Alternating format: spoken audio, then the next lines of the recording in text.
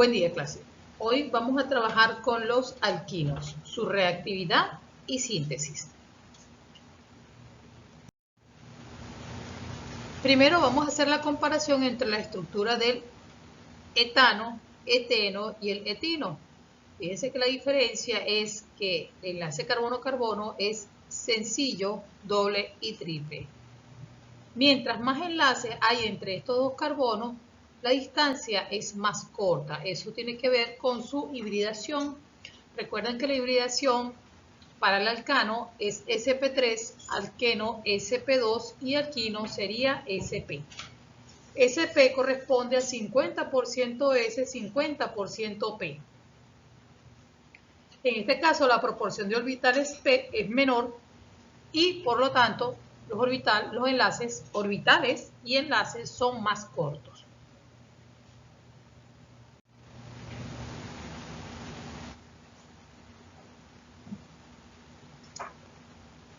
En cuanto a la nomenclatura, ya la vimos en la primera clase de alquenos, alquinos y aromáticos. El alquino más pequeño tiene 2 carbonos, se llama etino, también se le conoce como acetileno. Importante esa palabra porque la vamos a utilizar mucho durante la clase. 3 carbonos propino, 4 carbonos butino, pero el butino puede tener el doble enlace entre el triple enlace entre el carbono 1 y 2 y entre el carbono 2 y 3. Por eso es importante decir en qué posición se encuentra. Este se llama 2-butino. Según la nueva nomenclatura, ese 2 se coloca delante de la terminación ino. Igualmente acá vamos a empezar a contar desde el extremo más cercano al triple enlace, sería desde el lado izquierdo. En el carbono 6 hay un átomo de bromo y en el carbono 2 hay un átomo de un grupo metil. Aquí también se le da la nomenclatura cuando además del triple enlace se presenta otro grupo funcional. Por lo menos aquí tenemos el doble enlace, es un enino, se coloca eno, ino, la posición del doble enlace y la posición del triple enlace. Aquí tenemos un alcohol y un triple enlace, entonces sería ino, ol, la posición del ino y la posición del ol. En este caso, este es un sustituyente metoxi, entonces esto sería un alquino comenzando en la posición 2. Estos alquinos pueden ser terminales o internos. Terminales es cuando el triple enlace se encuentra a un extremo. Por ejemplo, este que está señalado en rojo, ese es un alquino terminal debido a que el triple enlace está en el primero o el último carbono de esa cadena. En cambio, este otro es un alqueno interno, está dentro de la molécula. Aquí podríamos ver que ese triple enlace tiene 2 sustituyentes, uno hacia la izquierda y otro a la derecha. En cambio aquí, el anterior, tiene un solo sustituyente del lado izquierdo. El primer compuesto es interno porque tiene 2 sustituyentes, uno a la derecha y uno a la izquierda. Esto también es importante porque la reactividad del triple enlace varía mucho dependiendo si es un alquino terminal o si es un alquino o triple enlace interno. Recuerden que mientras más sustituido es más estable. Bien, los alquinos son ácidos, pero ¿qué significa la acidez? Vamos a hacer un pequeño resumen de lo que es la acidez para que a medida que vayamos trabajando con esos términos ustedes lo conozcan. Bien. ¿Qué es la acidez de un compuesto orgánico? Hay varias teorías. Hay la teoría de Arrhenius, la de Brostey-Lowry y la teoría de Lewis. Esta sería la teoría de Arrhenius, esta que tenemos allí. Los ácidos son las sustancias que liberan hidrógeno. Así tenemos HCl porque al dividir esa molécula, donde hay mayor diferencia de electronegatividades, se libera un hidrógeno. Eso es un ácido. Aquí este hidrógeno va a ser separado del NO3, donde el hidrógeno queda con carga positiva. Eso es un ácido. Todos aquellos que liberen hidrógeno con carga positiva son ácidos. Y las bases, según Arrhenius, dicen que son aquellos que tienen grupo OH, NaOH. Separamos esto acá, el OH tiene carga negativa, por eso corresponde a una base. Igualmente con el KOH, K de calcio, K de potasio, OH también, el hidróxido de potasio, el hidróxido de amonio, todos esos vienen siendo unas bases para Arrhenius. O sea, Arrhenius es muy, iba a decir muy básico, no es la palabra muy básico. Él es muy estricto en los dos términos. Hidrógeno, el ácido que libera hidrógeno, básico que libera base, OH. Entonces, aquí tenemos la fuerza de un ácido, es decir, la fuerza que tienen para liberar ese hidrógeno. Aquí tenemos un ácido, siendo A, puede ser cloro, HCl, ¿ok? Cualquier compuesto. Fíjense, cuando hay una sola flechita que va directamente hacia la derecha, eso significa que es un ácido fuerte. Quiere decir que su disociación es completa. Sin embargo, cuando está esa doble flecha, quiere decir que es un ácido débil, su disociación es incompleta. En una hidrólisis ellos se disocian, el hidrógeno se va con el agua y la A quedaría con carga negativa, es lo que se llama un anión o base conjugada. Entonces, ese ácido, una vez que libera el hidrógeno, se va a convertir en una base conjugada. Bien, para calcular la constante de cualquier reacción, se escriben los productos entre el reactivo. Los productos están arriba entre el reactivo. Pero como estamos hablando de la constante de disociación de un ácido, se dice Ka, constante de disociación. Ustedes saben calcular el pH. El pH se calcula igual a menos el logaritmo de la concentración de hidrógeno. ¿Ok? Y el pH me va a decir si una sustancia es ácida o si una sustancia es básica. En cambio, si utilizamos, en lugar de calcular pH, utilizamos el pKa, se escribe de la misma manera, menos el logaritmo, en lugar de decir la concentración de hidrógeno, se dice menos el logaritmo de Ka. ¿Ok? Ustedes colocan en la calculadora menos el logaritmo de Ka y eso le va a dar el pKa. ¿Ok? Entonces, este pKa, mientras más se acerque a cero, ese resultado, esa sustancia será más ácida. Mientras más se aleje de cero, esa sustancia será menos ácida. Entonces, si la disociación es completa, vamos a poner que hay muchos productos, sería cero reactivo, Ka viene tendiendo al infinito, ¿verdad? Por lo tanto, no existiría Ka si es un ácido fuerte. Pero cualquier ácido débil que tenga una disociación incompleta, se colocan los productos arriba, el reactivo abajo. Si esa constante es grande, quiere decir que se disocia mucho. Si esa constante es pequeña, se disocia poco. Y por eso se calcula el pKa. Nosotros decimos una sustancia es ácida por el pH, pero también la podemos visualizar a través del pKa. Si tiene un pKa bajo, quiere decir que es muy ácido o bastante ácido entre los ácidos débiles, entre comillas.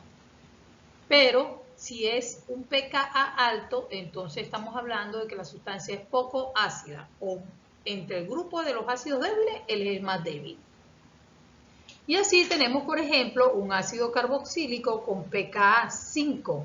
El ácido carboxílico es el ácido más fuerte en los compuestos orgánicos y su pKa solamente es 5.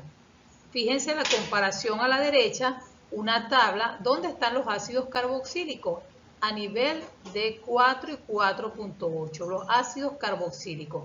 En cambio, los ácidos fuertes, como vemos aquí arriba, el ácido clorhídrico, su disociación es completa, un ácido fuerte, el pKa viene siendo un valor negativo. Acuérdense que le dije que mientras más se acercaba a cero, era un valor más ácido. Inclusive el HCl pasa o sobrepasa el valor de la acidez del cero. ¿Ok? Entonces, los ácidos carboxílicos están a nivel a 4.8. Este ejemplo de los ácidos carboxílicos son aproximadamente 5. Son más ácidos que los fenoles que vemos aquí. Los alcoholes son ácidos, pero con un pKa 10.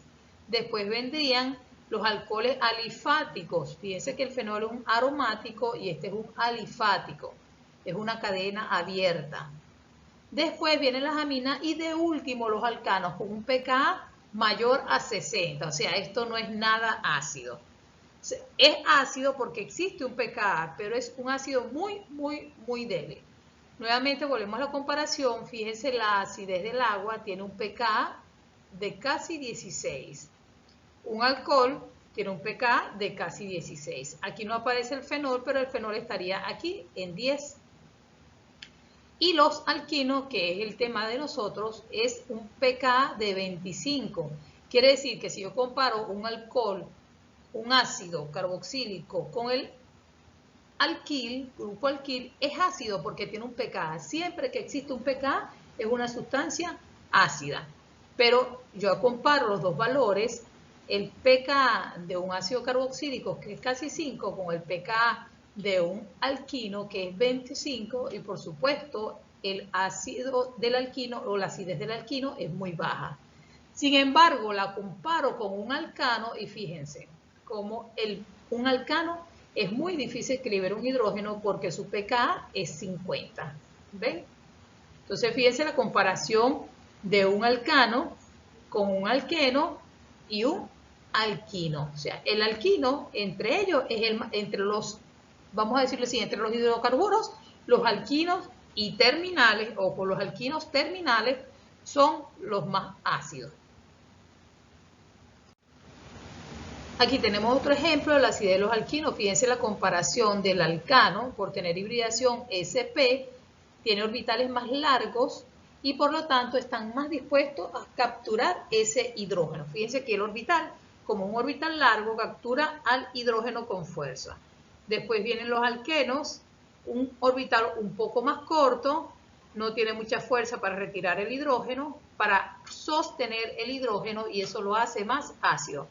Finalmente, el alquino con hibridación sp, recordando que una hibridación sp es un orbital corto, pequeño. Si es un brazo pequeño, tendrá poca probabilidad o poca fuerza para sostener el hidrógeno y pues el hidrógeno se podrá desprender con mayor facilidad. Entonces, ahora ya entendiendo que los alquinos son sustancias ácidas, los alquinos son sustancias ácidas, fíjense como aquí está señalado un hidrógeno ácido, siempre que el carbono esté, el triple enlace esté en un extremo, que sea un alquino terminal. Ese hidrógeno puede actuar siendo liberado cuando reacciona con una sal. Acuérdense que las sales se dividen entre cargas positivas y negativas, ¿ok?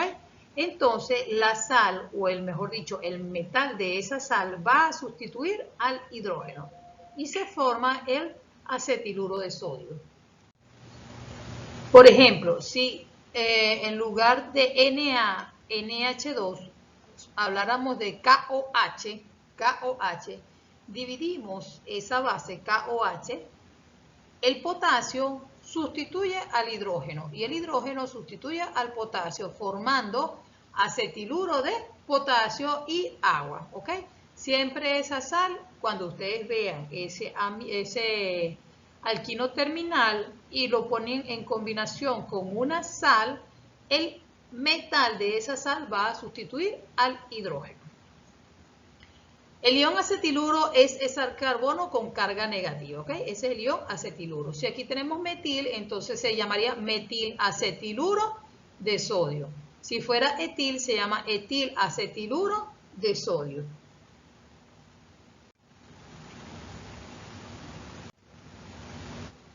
Ahora, cuando esos iones, esos alquinos terminales se unen a una sal de plata, ellos precipitan, ¿ok? Repito, esos alquinos nuevamente hacen una sustitución de la plata. Cuando se divide aquí, el hidrógeno tiene carga positiva, el hidrógeno positivo es sustituido por la plata positiva y lo mismo por el átomo de cobre en una sal de cobre.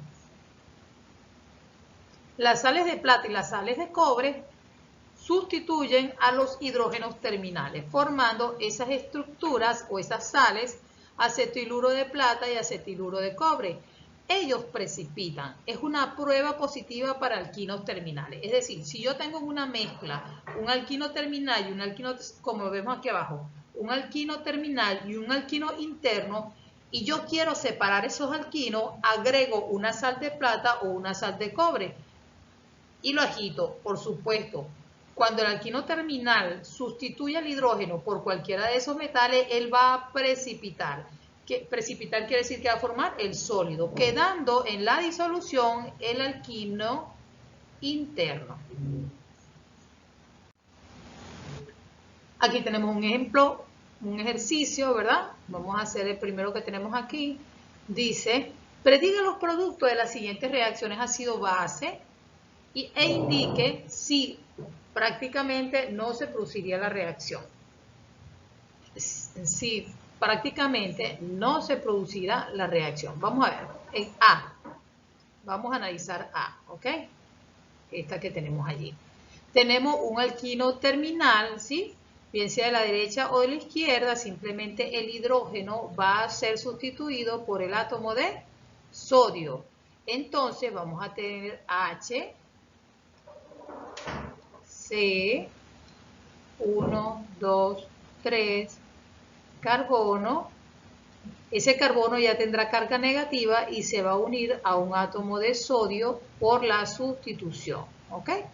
Recuerden que este sodio tiene carga positiva y este tendrá carga negativa. Entonces, este se llama acetiluro de sodio. Vamos a hacer otro un poquito más complicado acá. Vamos a hablar de este que tenemos aquí. Este es un alqueno. Un alqueno. Ustedes vieron reacciones de alqueno. ¿Esas reacciones de alqueno pueden ser sustituidos esos hidrógenos por el sodio? No. Por lo tanto, ahí no ocurre esa reacción. No va a haber una reacción de sustitución de hidrógeno por sodio. En un alqueno, no. Vamos a ver esta reacción que tenemos. ¿Dónde está? Acá. Esta, la E. Vamos a trabajar con la E. ¿Ok? Tenemos H, tenemos el acetiluro, 1, 2 y 3. Tenemos el carbono y está unido a un átomo de sodio. Ya eso es la sal, ¿verdad? Acetiluro de sodio. Este es negativo y este es positivo. Y se va a unir a una reacción con, aquí, con el alcohol CH3OH. Ok. Lo primero que vamos a ver, el alcohol, si se divide. ¿Cuándo se divide el alcohol? Se divide en este punto, estando el oxígeno con carga negativa y el hidrógeno con carga positiva. Va a haber una sustitución de uno por el otro. El hidrógeno se va a unir con el carbono y el sodio se va a unir al oxígeno. ¿Ok? Quedando como resultado H, C, triple enlace, carbono, el sodio fue sustituido por un hidrógeno, por lo tanto quedó nuevamente el acetileno o etino. Y del otro lado queda CH3O y el átomo de sodio que sustituyó al hidrógeno. Este se llama metóxido de sodio. Y así van a analizar cada una de las otras preguntas. Síntesis de alquino. Allí tenemos bien resumida lo que es la síntesis de los alquinos. ¿Ok? Lo primero que debemos ver es aquí donde X viene siendo halógeno. Esto es halógeno, deshidrohalogenación. ¿Ok? Entonces, entre esos dos halógenos se va a formar el triple enlace. Posteriormente vamos a ver una explicación mejor. Salen los dos hidrógenos, como es deshidrohalogenación, va a salir hidrógeno y halógeno. Van a salir dos hidrógenos y dos halógenos en esta zona para formarse el triple enlace que vemos acá. ¿Ok? Triple enlace. Otra reacción es en este caso, fíjense que aquí estamos trabajando con el reactivo de Grignard. Si recuerdan la reacción de los alcanos con reactivo de Grignard, en un primer paso se formaba el reactivo de Grignard. En un segundo paso, este hidrógeno que sabemos que es ácido se va a unir a este carbono para formar un alcano, ¿sí? Y este carbono que queda con carga negativa se va a unir al magnesio que tiene carga positiva. Entonces, en este paso nos va a quedar el producto HC, triple enlace, carbono unido a MgX, ¿ok? Y después esto se va a romper y este se va a romper. Este se va con el magnesio para quedar MgX2 y este carbono se va a unir a este carbono, convirtiéndose en una cadena más larga, un alquino más largo, es decir, 1, 2, 3 y 4 carbonos, ¿ok? Entonces fíjense que en el primero mantuvimos el mismo número de carbonos de la cadena estructural inicial. En cambio aquí extendimos desde 2 carbonos a un alquino de 4 carbonos. En este otro caso, recuerden la reacción que acabamos de ver con reacciones de los metales, donde el sodio va a sustituir al hidrógeno y va a formar acetiluro de sodio. Ese acetiluro de sodio posteriormente se va a unir a este carbono que vemos acá y entonces se va a formar un alquino de 4 átomos de carbono. Esto quiere decir que tenemos dos tipos de reacciones, uno manteniendo la longitud de la cadena y dos extendiendo la longitud de esa cadena. Bien, siendo más explícito en cada una de las reacciones, tenemos aquí la doble eliminación, ¿no? No es doble, sí, la doble eliminación. Tenemos aquí un haluro vecinal, fíjense que tenemos, son en carbonos vecinos, ¿ok? Hay un bromo o un cloro en carbonos vecinos. Va a salir el hidrógeno de la izquierda con el halógeno de la derecha y va a salir el halógeno de la izquierda y va a salir con el hidrógeno de la derecha, ¿ok? Recuerden que la reacción era estereoespecífica, es decir, que tenía que estar en posición anti, ¿se acuerdan? Para los alquenos, deshidrohalogenación de alqueno. Aquí ocurre exactamente lo mismo, pero en dos etapas. Una primera que forma el alqueno y después la que ya conocemos, una eliminación de estos dos verdes para formar el alquino. Por eso se llama doble eliminación. Los haluros pueden ser vecinales o pueden ser geminales. Geminales quiere decir que están en el mismo átomo de carbono. Nuevamente va a salir el halógeno de la derecha y el hidrógeno de la izquierda. El hidrógeno de la izquierda con el halógeno de la derecha. Estereoespecífico formará un alqueno y posteriormente en una segunda eliminación formará un alquino. Ahora, importante las bases que van a ser utilizadas. Fíjense, podemos utilizar hidróxido de potasio fundido o puede ser amiduro de sodio. El amiduro de sodio es mucho más reactivo y requiere menos energía. En cambio, el hidróxido de potasio fundido es suficientemente fuerte para producir la reacción. Pero la eliminación y el triple enlace se producirá entre los dos halógenos donde se ha producido, entre los dos carbonos donde estaban los halógenos, ¿ok? Entre los carbonos vecinos. Es decir, si los halógenos están entre el carbono 2 y el carbono 3, el triple enlace se formará allí justamente entre ellos dos. En cambio, cuando se utiliza el amiduro de sodio, este que vemos aquí, siempre se va a producir un alquino terminal, ¿ok? Se va a producir un alquino terminal preferiblemente. 55% quiere decir que la otra mitad es minoritario y se formaría una parte más interna. Pero como factor mayoritario, como producto mayoritario con amiduro de sodio, se va a producir una eliminación y por lo tanto un triple enlace terminal. Muy bien, como ejemplo tenemos este que tenemos aquí. Vamos a explicar este. La pregunta dice así: explique cuáles de los siguientes compuestos se podrían sintetizar con buen rendimiento en una doble deshidrogenación y qué reactivo utilizarías, el hidróxido de potasio fundido o el amiduro de sodio. ¿Cuál sería el producto de partida? Por supuesto, si voy a formar butino, necesito butano. Y el butano tiene que tener un halógeno. Pero si yo necesito el 2-butino, quiere decir que voy a usar el alquino interno, el 2-butino, un alquino interno. Por lo tanto, puedo utilizar la sal de hidróxido de potasio.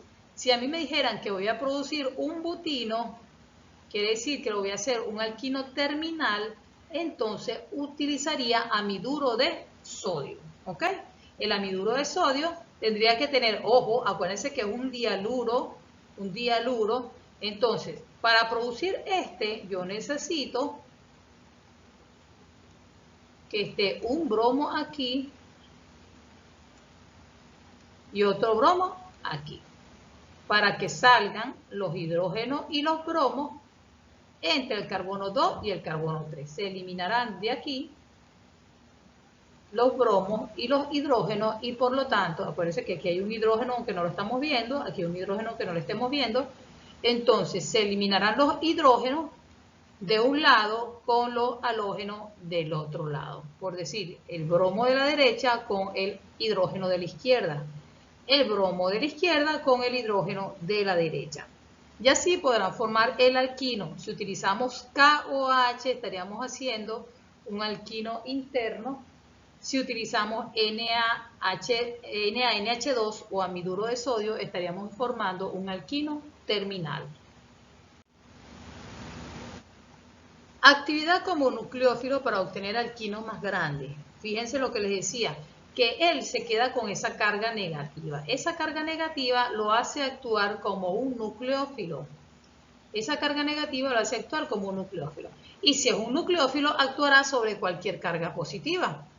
Por ejemplo, si tenemos aquí, este es un halogenuro de alquilo, el halógeno se va a llevar los electrones y se va a quedar con carga negativa, mientras que el carbono va a quedar con carga positiva. Por supuesto, un ataque nucleofílico, esa carga negativa va a atacar a la carga positiva. Fíjense cómo se unieron para formar ese enlace, donde este carbono tenía carga negativa y este carbono tenía carga positiva. Atracción entre cargas opuestas, ¿ok?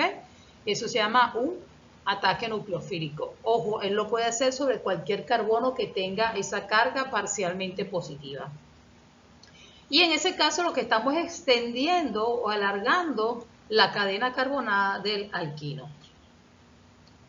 También vemos acá cómo ocurre ese ataque nucleofílico, donde tenemos ese carbono con carga parcialmente positiva, ya que está al lado de un oxígeno, y el oxígeno tiene una carga parcialmente negativa, cargas parciales. Entonces, ese carbono que tiene el ion acetiluro con carga negativa, ataca al carbono que tiene carga positiva. Una vez que ataca ese carbono con carga positiva, posteriormente, fíjense, los electrones suben hacia el oxígeno con carga negativa. Y esa carga negativa posteriormente será tratada con un ácido débil y será hidrogenada para formar un alcohol. Entonces, pendiente del ataque nucleofílico que puede producir ese ion acetiluro. Ejemplo, explique cómo sintetiza los siguientes compuestos utilizando acetileno como ion acetiluro. Recuerden que en este caso estamos hablando de acetileno, estamos hablando de etino, ¿ok? Acetileno. Estamos partiendo de etino y ese etino va a reaccionar de diferentes maneras para formar, por ejemplo, hexino. Necesitamos alargar la cadena.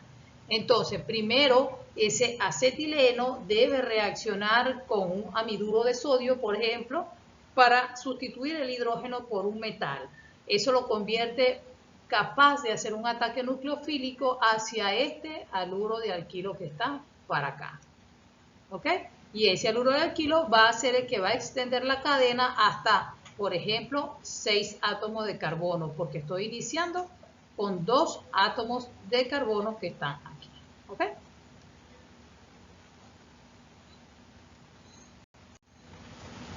Isomerización del triple enlace. Lo que significa la isomerización es ese cambio que va a ocurrir, es un isómero. Estamos hablando de que este alquino, ya lo mencioné anteriormente, que este alquino que es central se combina con amiduro de sodio para producir un alquino terminal, es un isómero. Es decir, este es un alquino donde el doble enlace está, el triple enlace está en la posición 2, este es un alquino donde está en la posición 1. Entonces, eso ocurre a través del amiduro de sodio, porque el amiduro de sodio reacciona con los alquinos para producir un alquino terminal. Ejercicio. Reactividad del triple enlace.